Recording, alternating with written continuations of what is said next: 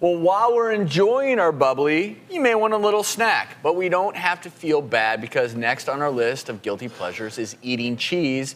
And we have someone here to explain the ins and outs of this yummy splurge, cheese expert, Andrew Steiner. So, Andrew, I'm going to ask you to come up here because we got a little cheese display for everyone. Welcome, Andrew. The cheese man. He's the big cheese. That's right. And I am so excited to hear about this because I want to know more about the ins and outs of cheese because cheese, in my opinion, is pretty tasty. But people, they're naive when it comes to cheese. So tell us what cheese is. Well, basically, it's really simple. It's a concentrated form of milk, right?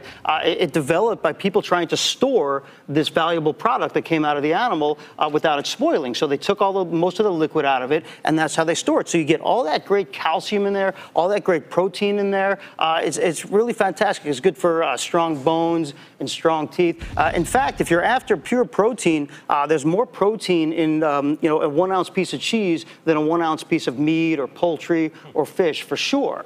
So, and I'm someone who I tend to like all kinds of cheese except for stinky cheese. I love that. that. I love the stinky. I bet you we could convince you. We'll make a convert out of you one day. You'll be surprised. One day. Yeah.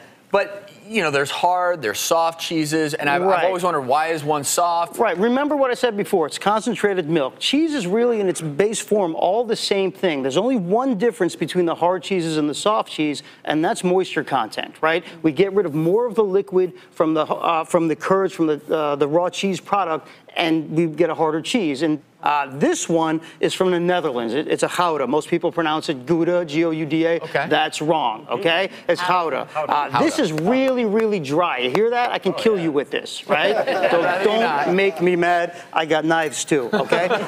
But just so you know, somebody already took all the moisture out of this. So if I'm gonna eat like a pound of cheese, right? A pound of this, half of which is butterfat, but there's only about 1 ounce or 2 of cheese, so there's only about 1 ounce, ounce and a half of fat in here. This one, if I take the water out of it, I still have a pound of cheese, so maybe 25% of it is butterfat. I've got probably 4 ounces of fat. Human beings eat by volume, not by percentage. There's so much more fat in hard cheese than soft cheese, it's not even close. So if you're gonna eat a hard chease, you're going to want to splurge a little less. A smaller piece of the hard cheese when it comes to fat content. It's probably a good idea to do that too because the hard cheese has got more concentration of everything, not just the fat, but the protein and the calcium, and there's less lactose in the hard cheese than the soft cheese. If you're lactose intolerant, you most likely, the older and drier the cheese gets, the more likely it is to have almost no lactose in it. So you can have that. Yeah. I like to think of cheese is a little bit like when we talk about dark chocolate on the show or some of these other things. If you want to have 1 ounce, ounce and a half of cheese, this really rich cheese,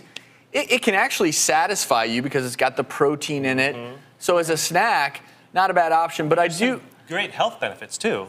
It can help lower your blood pressure. Absolutely. The calcium, great source of calcium, is good for your bones.